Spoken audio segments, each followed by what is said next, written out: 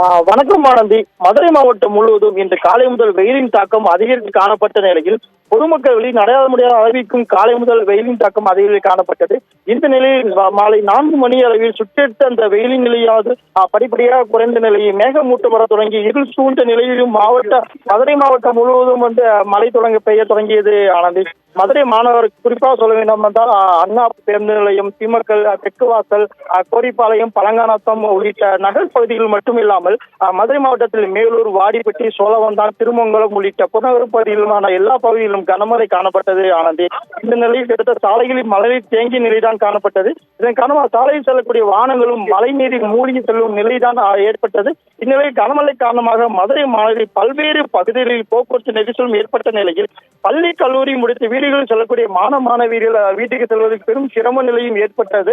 இந்த நிலையில் குறிப்பாக சொல்ல வேண்டும் என்றால் மதுரை மாநகராட்சி 100 வார்டு பகுதிகளிலும் எந்த பகுதியும் சாலையில் சரிவர போடாத நிலையில் தற்போது பொதுமக்கள் இருசக்கர வாகனத்தில் செல்பவர்கள் கீழே விழும் நிலை தான் ஏற்பட்டுள்ளது. ஆனால் தொடர்ந்து பொதுமக்களும் தொடர்ந்து அங்கே செல்ல முடியாமல் ஒரு சாலையோர ஓரத்தில் நிற்கும் நிலை தான் ஏற்பட்டுள்ளது. பல்வேறு இடங்களிலும் வாகன விபத்துகளும் ஏற்படும் ஒரு அபாய நிலை தான் ஏற்பட்டுள்ளது ஆனந்தி.